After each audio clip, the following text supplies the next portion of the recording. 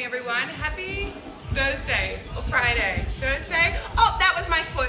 That was my toe. Yeah. He has been going a little bit crazy this morning, just woken up with big emotions. So that's been fun in our house. Actually, Sol slept 5 hours last night, which I feel amazing. Honestly, I needed that. I genuinely felt like I was going. Sol is 6 weeks. Oh, have fun. Doing this because when I'm in the bedroom, someone always hurts themselves. My new laundry technique was working. Oat milk. It's gonna go fast. Well done. That's so adorable. Hey, Navy! You guys are gonna share. Guys! This is my life right now. We have so many things on for February, is what I'm trying to say. I have a really exciting project. Don't climb up on the chair.